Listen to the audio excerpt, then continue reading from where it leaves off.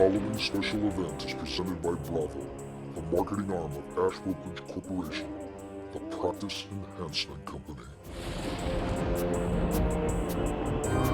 Welcome to Steve Savant's third annual tribute to Halloween entitled The Undertaker.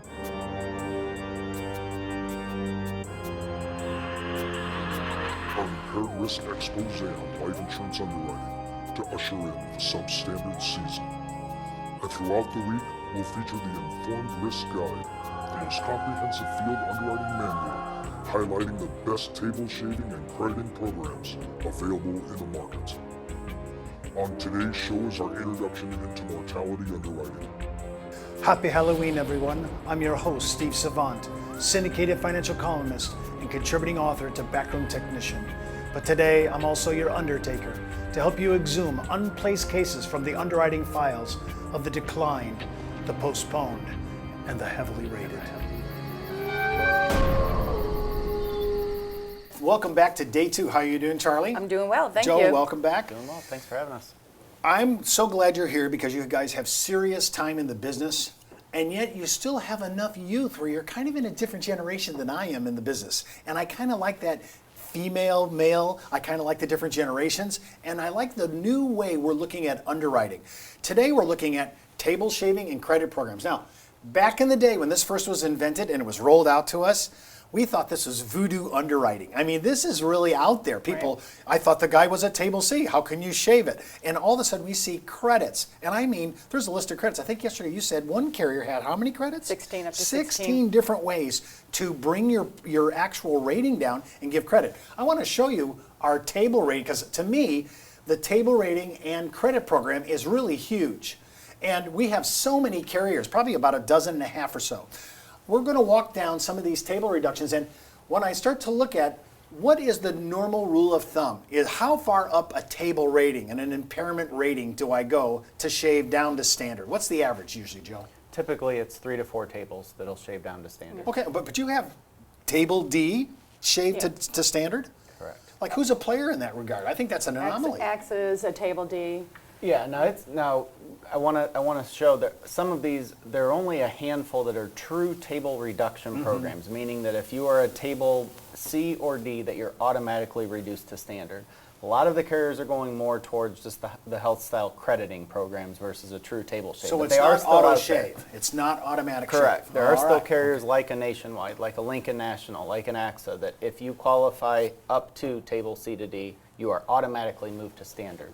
Okay, that's a great distinction to make because a lot of people say we have a table shave program, but not all carriers are treating it the same. Have you seen, though, is there any benevolency in credits? Charlie, think about this. So I don't have an automatic shave like you've just suggested, Joe. So in this scenario, would I have enough credits to get to standard most of the time if I'm table C on down? Yes, most of the carriers on their permanent products will apply their healthy lifestyle credits to get you down to their comfort range, whether it's the table C or the table D, to get you into standard. So they'll use the good treadmills, the normal colonoscopies, the routine testing to get you to their comfort level, whether it's table C or D, and then use their table reduction program to get you to standard. Now, a lot of them do it on permanent plans. Now, Joe, why is that? Where's the distinction? I have a 20 or a 30-year term product that I'm not going to get as good a underwriting if I would have changed it into a permanent. What's the thinking behind that? Yeah, there can be all different reasons for that. You know, you've got margin issues where the margins on term are so much less than they are in pricing, and things are so tight in the term arena that the offers are the offers. I've noticed if you go pretty far out in a term product, you can get very close to maybe a guaranteed platform on a UL that could be very close, and that could change your underwriting number. You're exactly right. So we have to play like that. Just remember, this is the time we're looking at these. We're looking at the fourth quarter where the benevolent underwriting is about as good as it's going to get, and we're looking at table shaving programs, true table shaving, and credits. Now, when I'm looking at this, I'm looking at some pretty big names here. Some of these names have already been identified, not only for table shaving, but these are big names in impaired risk.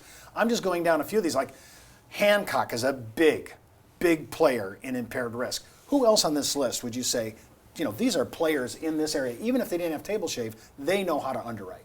Yeah, I think that each carrier is a little bit different. Each carrier has their niche market that they go after. I like Lincoln National in the older age market. I like them in the coronary artery disease. I like MetLife.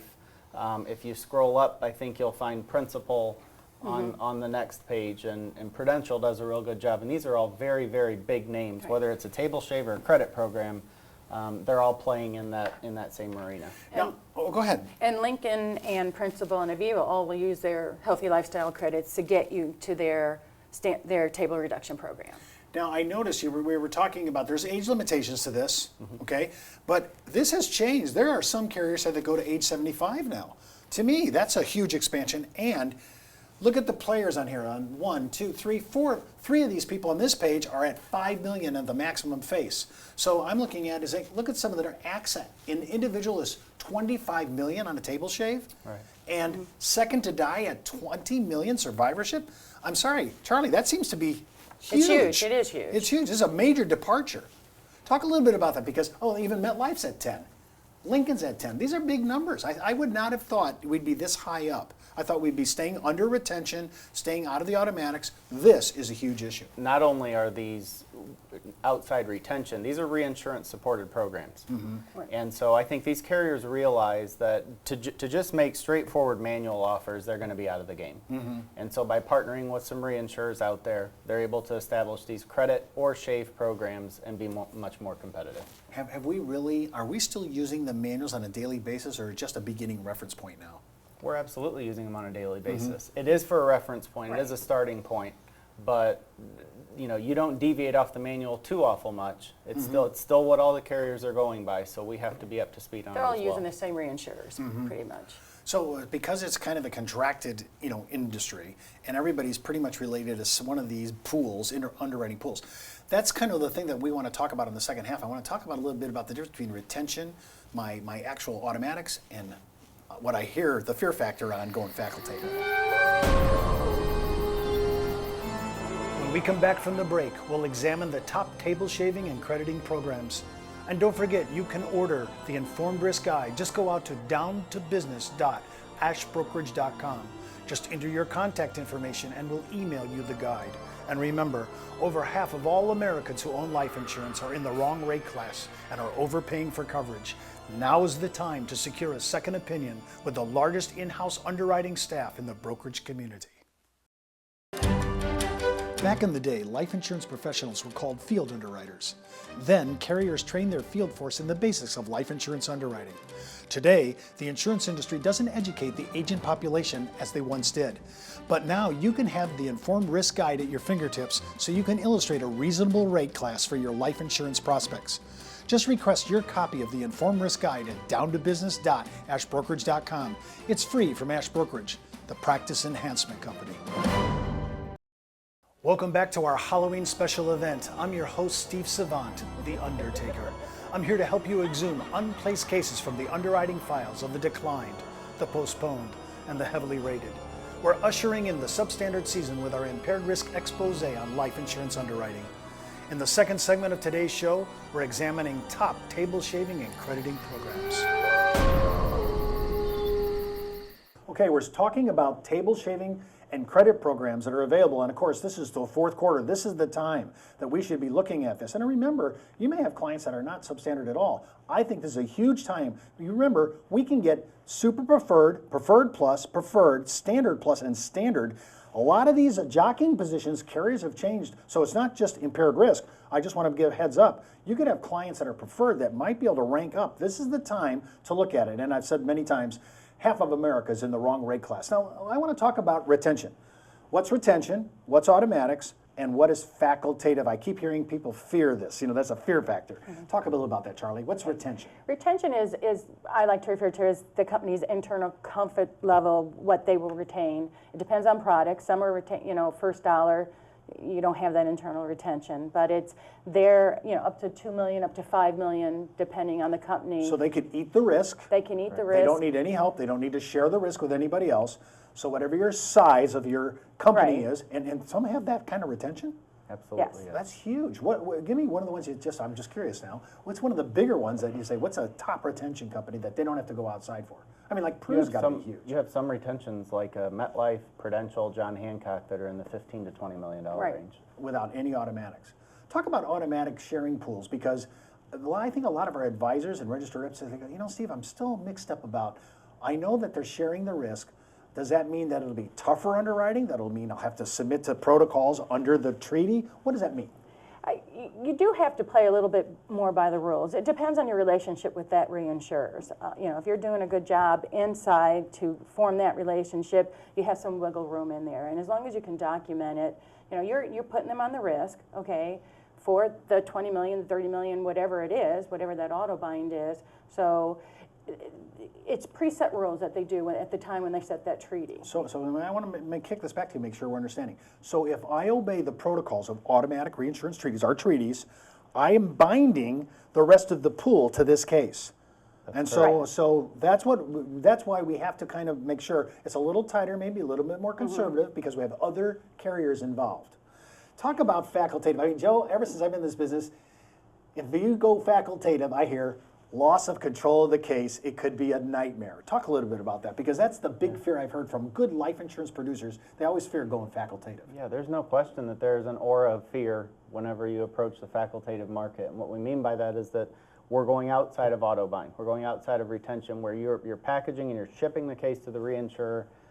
Where the fear comes in is whatever the reinsurer says is final. Right. If the reinsurer requires additional testing, if the reinsurer says this is the offer, that's it. Well, wait a There's minute. no going so, back. So if I had a table C in my original bid, and I said I just don't want that, I want to go out, and it came to table D, I have to take the D? The offers, the C is off the table, and the D is what it is now. And that life is always a table D with that carrier.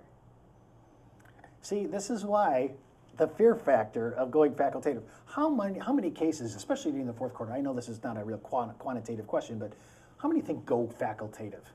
Not very many. So really, I've seen us drift away from 1%. that. We've drifted away from it. Think about this. When we talk about table shaving, we're talking about retention, automatics, facultative. I'm glad to hear that we're moving away from facultative. The fear factor is lessened. Phobia is gone. Credits. Now we have true table shaves that table CD down to standard. That's what we said in the first segment. But on the second segment, I want to talk about real crediting. Now, when I think about crediting, I think of like, well, what is quantifiable from an underwriting point of view? Oh, I exercise every day. I go to the gym. I'm on a protein diet. I'm on a low-fat. You know, what qualifies as a credit, a wellness credit, generally with most of these carriers? Well, the crediting programs are our job is to stay up on these, because every carrier's crediting program is a little bit different. But typically they go by a point system. And so if each credit is worth a point, maybe 2 points.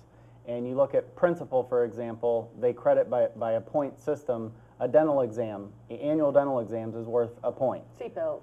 Seat belts is worth a point.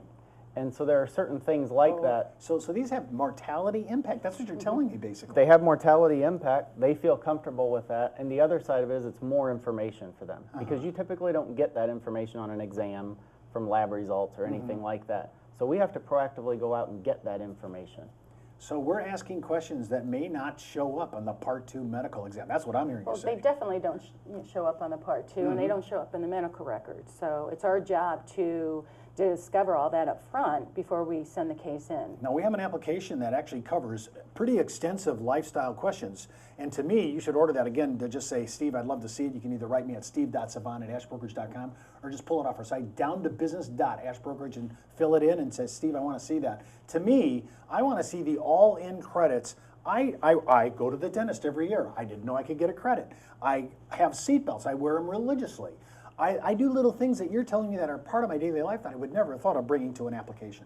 Right, and like we said before, this may not make you go from a table D to a preferred, but this could be the difference of standard to preferred and getting. Well, how many points do I have to get per table, would you say? I know that's kind of a strange thing to ask, but is it 5 points and I get a table? Yeah, Table shave? difficult to say, because again, every carrier's program is a little bit different, but you probably need a handful of credits to really move up to the next rate class.